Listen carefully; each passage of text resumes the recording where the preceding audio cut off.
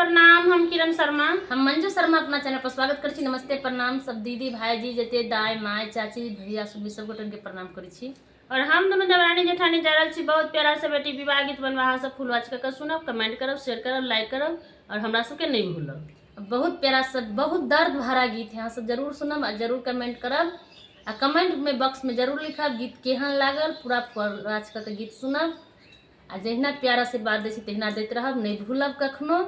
से दोस्तीनी घर से खा के आइले बाजे के कुछ बजाई कुछ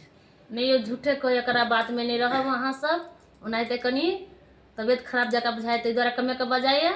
एकरा बात में अहाँ कखनो विश्वास नहीं करब। हद से ज्यादा काम पर गेल छले ताहि दुआरे ना तबियत खराब भ गेले, ज्यादा दही खा लेने, मिठाई उठाई खेने तैसे लक तबियत खराब हो गेले। होइते भी न सर्वगे बेटी जइबे अपन ससुर, होइते भी न सर्वगे बेटी जइबे अपन ससुर, ससुर में रखिएगे बेटी पापा के पगड़ी के लाज, ससुर में रखिएगे बेटी पापा के पगड़ी के लाज, होइते भी न सर्वगे बेटी जइबे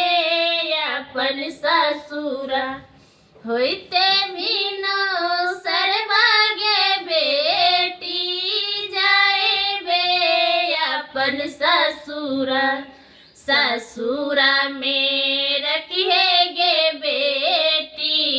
पापा के पगड़ी के लाज, ससुर में रखिएगे बेटी पापा के पगड़ी के लाज।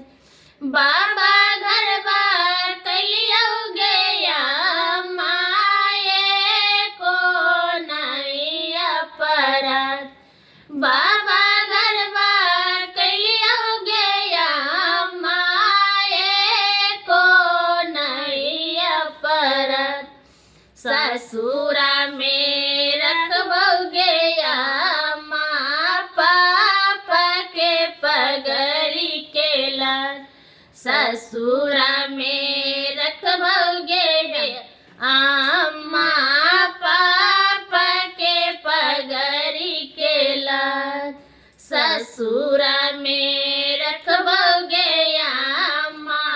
पापा के पगड़ी के लाज,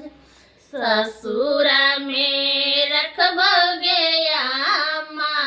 पापा के पगड़ी के लाज, सासू ससुर के मनी है गे बेटी काटी है नहीं को बात, सासू ससुर के गे बेटी मानल करे सब बात,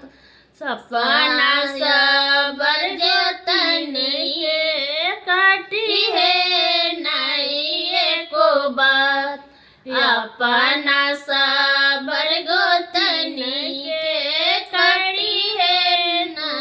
सामान, सास ससुर के रखिया हम करबै सब मत, सास ससुर के गया करबै नहीं कमान, अपना सबर गोतन के मानव भाभी समान, अपना सबर गोतन के मानव भाभी समान, देवरा ननद के गे बेटी रखी है बाहु काया, देवरा ननद के गे बेटी रखी है ताहु खयाल, अपना सबर गोतन के करी है नहीं अपमान, अपना